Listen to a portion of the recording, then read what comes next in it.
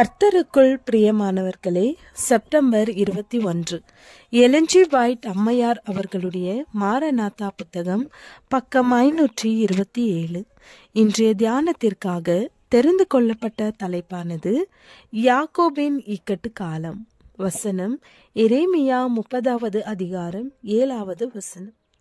ஐயோ, அந்த நாள் பெரியது, அதை போலொத்த நாள் இல்லை. அது யாக்கோபுக்கு இக்கட்டு காலம், ஆனாலும் அவன் அதற்கு நீங்களாகி ரட்சிக்கப்படுவான். இயேசு தமது ஆசாரிய ஊழியத்தை முடிக்கும் வரையிலும் 4 தூதர்களும் காற்றுகளை பிடித்திருப்பார்கள் என்று நான் கண்டேன். அதற்கு பின்னர் கடைசி 7 வாதைகளும் வரும். இந்த வாதைகள் நீதிமான்களுக்கு எதிராக துன்மார்க்கரை வெகுண்டொல செய்தது. நாங்கள்தான் அவர்கள் மேல் அந்த ஆபத்துக்களை வரவழைத்தோம் என்று நினைத்தார்கள். எனவே எங்களை இவ்வுலகத்திலிருந்து அப்புறப்படுத்திவிட்டால் வாதைகள் நிறுத்தப்படும் என்று நினைத்தார்கள். பரிசுத்தவான்களை கொலை செய்யும்படிக்கு சட்டம் பிறப்பிக்கப்பட்டது. அந்த சட்டம் பரிசுத்தவான்களை இரவும் பகலும் விடுதலைக்காக கதற செய்தது. இதுவே யாக்கோபின் இக்கட்டு காலம். யாக்கோபிற்கு விரோதமாக படையெடுக்க ஏசாவை சாத்தான் தூண்டியது போலவே யாக்கோபின் இக்கட்டு காலத்திலே தேவனுடைய மக்களை அழிக்கும்படி துன்மார்க்கரை அவன் தூண்டி விடுவான். அன்று யாக்கோபை குற்றப்படுத்தினது போலவே தேவனுடைய மக்கள் மேல் குற்றம் சாட்ட மற்றவர்களை ஏவுவான். இவ்வுலகவாசிகளை அவனுடைய மக்களாக அவன் நினைத்து கொண்டிருக்கிறான். ஆனால் தேவ கற்பனைகளை கை கொள்ளுகிற சிறிய கூட்டத்தார் அவனுடைய அதிகாரத்தை எரித்து கொண்டிருக்கிறார்கள். அவர்களை பூமியிலிருந்து அழித்துவிட்டால் அவனுடைய வெற்றி முழுமை பெற்றுவிடும். அவர்களை பரிசுத்த தூதர்கள் பாதுகாக்கிறார்கள்.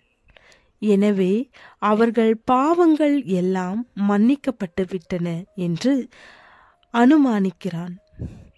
பரலோகத்திலுள்ள ஆசரிப்பு கூடாரத்தில் அவர்களுடைய நித்தியம் தீர்மானிக்கப்பட்டது என்பதை அவன் அறியாமல் இருக்கிறான். அந்த மக்களை எவ்வாறெல்லாம் பாவம் செய்ய தூண்டினான் என்கிறதை குறித்த மிக சரியான அறிவு அவனுக்கு இருப்பதினால் அவர்கள் செய்த தவறுகளை மிகைப்படுத்தி தன்னை போலவே அவர்களும் தேவனுடைய தயவிலிருந்து நீக்கப்பட வேண்டும் என்று ஆண்டவரிடம் எடுத்து கூறுகிறான். அவர்களை மன்னிக்கிற ஆண்டவர் தன்னையும் தன் தூதர்களையும் மன்னிக்காமல் அழிக்கப் போவது நியாயமில்லை என்பான்.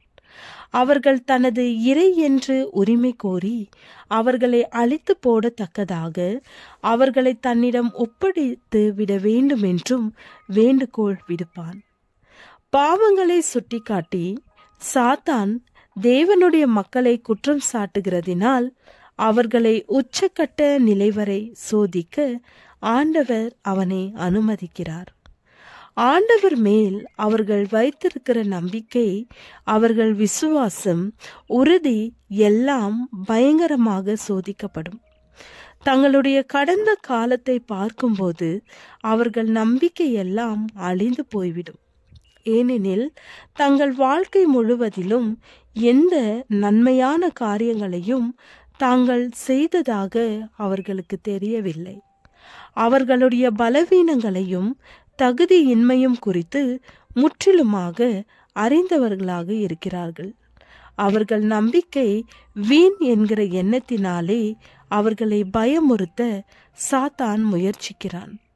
அவர்களுடைய பாவக்கரை ஒருபோதும் கழுவப்பட முடியாது என்பான்.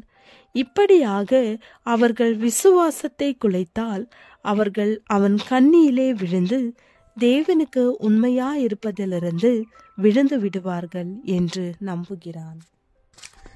ஜெபம். ஆண்டவரே, உலக காரியங்களுக்கு முக்கியத்துவம் கொடுக்காமல் உமக்கு முதன்மையான இடத்தை தர எங்களுக்கு உதவி அருளும். ஆமேன்.